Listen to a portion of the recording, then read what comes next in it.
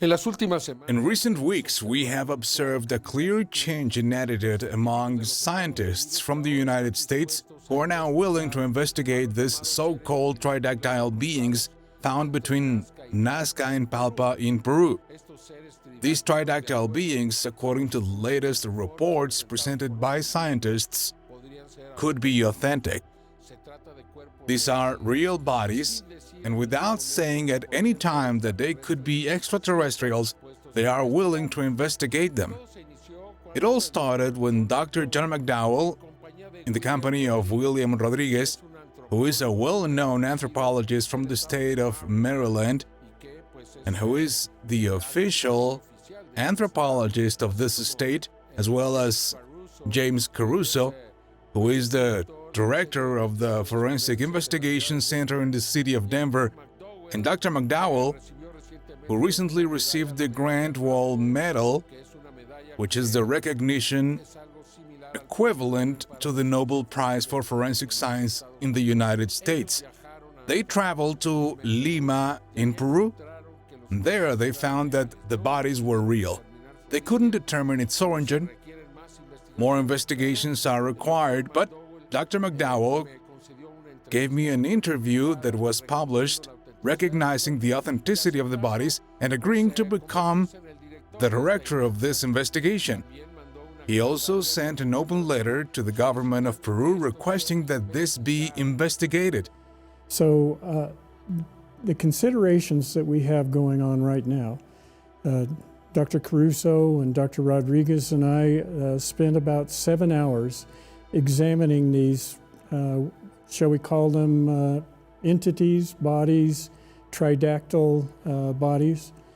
And from what we found, we believe that there is enough information that we were able to view and collect that further investigations are necessary to determine exactly what these are, whether they're indeed a different species or if they are some kind of manipulation of human bodies. But what you saw is enough to consider this interesting? Oh, very interesting. Yes, indeed. The scans that we have seen, also the fluoroscopy and the computed tomography give us more information, but we need more sophisticated tests. One of the things that I would strongly recommend is to take genetic information, DNA, from the hands and the feet of these tridactyl bodies, and then compare it to the rest of the body to determine if they are the exact same DNA. Since you have the statue, you are so well known in the United States and throughout the world, would you be willing to lead this investigation, Doctor? I'm flattered by what you just said. I don't know how accurate it is, but I am, well, I think I'm well respected. I have credibility. And yes, I would be glad to participate in any negotiation or arbitration to have various organizations or bodies work together towards the common goal of finding out what these are, Jaime. Poco después, el doctor Stephen Brown. Shortly after, Dr. Stephen Brown would consider that discrimination has occurred in the investigation of these bodies since, initially, as we all know, they were investigated by scientists from Mexico and Peru, and since they were not from the United States, according to these specialists in ethics and philosophy from Ohio State University, there really would have been discrimination. This is Dr. Brown. I believe that the burden of proof for taking these things seriously was met in November 2018 during that hearing in Peru, right?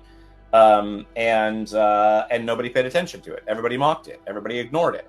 So I'm grateful that people keep trying to find new ways of paying attention to the same information, because the same information is correct and not being taken seriously enough. So in many ways, I'm just doing the same thing, right? Like, I'm just saying the same things that Rios Lopez and Salsa Benitez and all those characters have been saying since the beginning. I'm not really saying anything new. I'm just saying it in English. And I'm glad that there are some people here in the United States that are taking it seriously now. I'm glad that that's making a difference in how much people are paying attention to this case.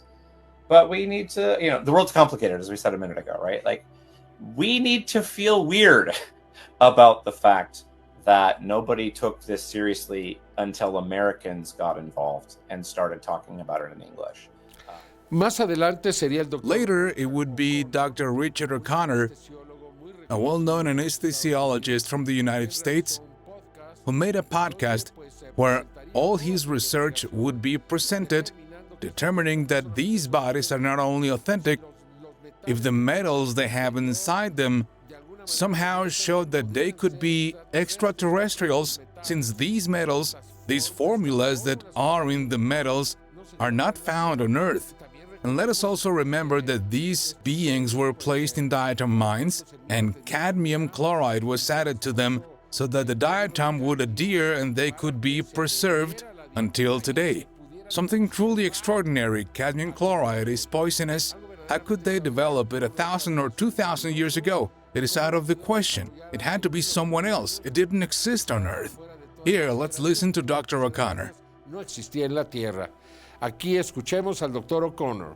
So the 3 points that I'd like to get across to people in this talk are that these mummies are real. There's no question that they're real. And I'm going to show some slides later on that I think lend a lot of... Down in the pelvis, you can see the 3 objects there that are radio opaque. And when they drill down into those, they realize that these were eggs. They're hollow inside. And so we see here a humanoid reptile in front of us with characteristics of a human. My theory is that these Nazca mummies were buried as a time capsule for us to discover at this time in our technological development.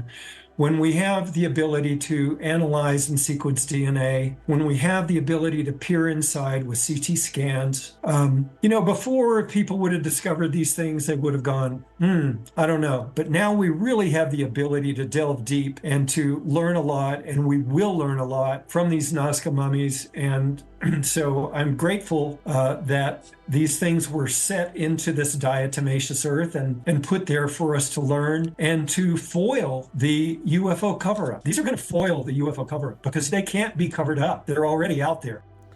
Finally, it is Dr. Gary Nolan, one of the most recognized in the United States, a man who was also nominated for the Nobel Prize, a man whose presence simply draws more attention to this issue.